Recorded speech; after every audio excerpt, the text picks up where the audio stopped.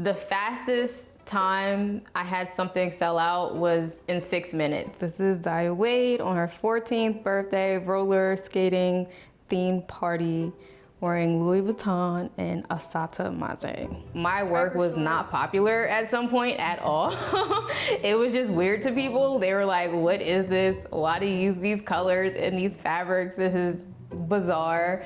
This bag is like the staple. When I first started using vintage and Deadstock materials, it really was because I was inspired by an aesthetic from the past decades, 1930s style dresses. I also really liked the fact that it was a more sustainable option than buying something brand new. It's like where all my scraps go, all the leftover materials. There were so many collectors and sellers I could find online or at thrift shops that had these fabrics that were already around, so I figured why not use them? And it also set me apart as a designer. I feel like my work was definitely identifiable. Someone on Tumblr posted they're wearing one of my bags. I never expected it to be as big as it is. My name is Asata Maisé, and I am the founder and creative director designer at my eponymous brand, Asata Maisé, here in Wilmington, Delaware.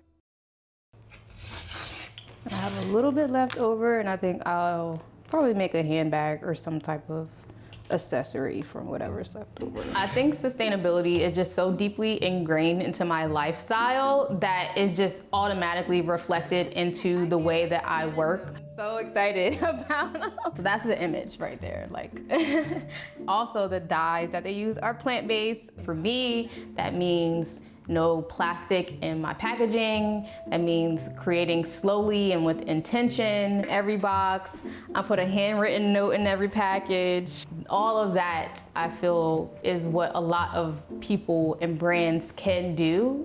They really just have to look at their belief systems and their morals around creating and designing. I got these shears as a high school graduation gift from my textile and clothing teacher, and I still use them. I started making clothes when I was 14 years old. I learned in my high school, and I just really loved doing it. I could not see myself doing anything else. So when I graduated high school and went to college, I felt that I was not challenged enough. So I left school after one semester, and I ended up moving to Los Angeles, where I got my hands-on experience. Moving to LA at 18 years old with no job and no experience was crazy. I had about 3 internships, and they were all different, and I would say that each of those internships helped shape me today as a designer, because I can see a little bit of my time with Odd Future or Michael Costello or working at a PR firm, like all tied into everything that I do.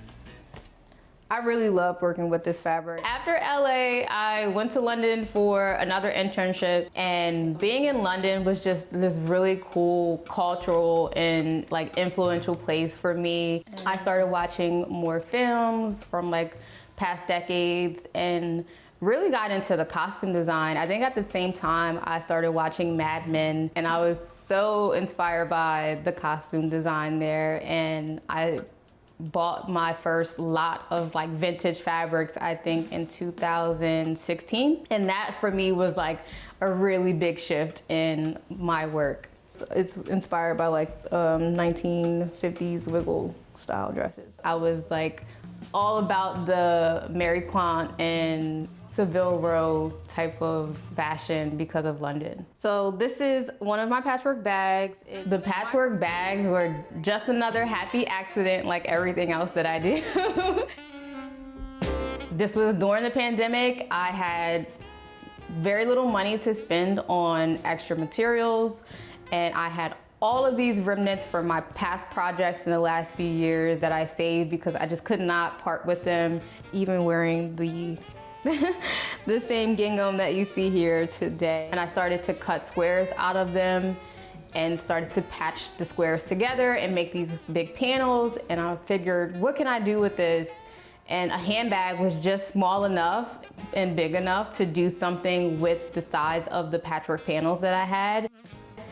And it was just a project that I thought I would do once or twice, and it ended up being like the item that people really liked from me, and I would say put me on the map as a designer. This is a really cute set that I made. After I came home from Europe in 2019, I decided that I was going to take my time and energy and focus on a collection so that I could apply for the CFDA Vogue Fashion Fund. This was the first piece that I sold from this collection, this dress. But due to the pandemic, they did not have the fashion fund in 2020.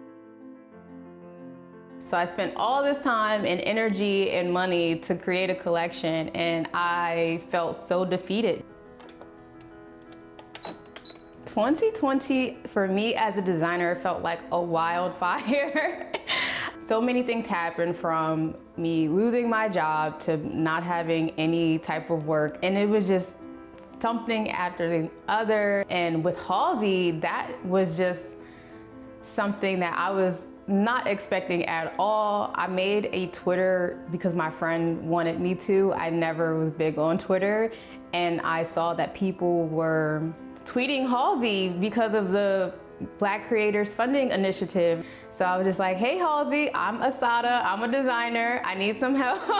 And next thing you know, I got an email saying that I was selected, and I was blown away, and that helped me out so much. And I'm so grateful for Halsey and her team, because that really helped me move forward. This may go in the archives permanently. Like the jacket that's in Vogue magazine, I'm never gonna sell that one. Getting on Vogue.com's 55 Black brands to support now and forever. It actually came as a surprise, and I was just like, wait, what? I was just blown away, and it felt that all of the work and hardships I ever been through were finally worth it.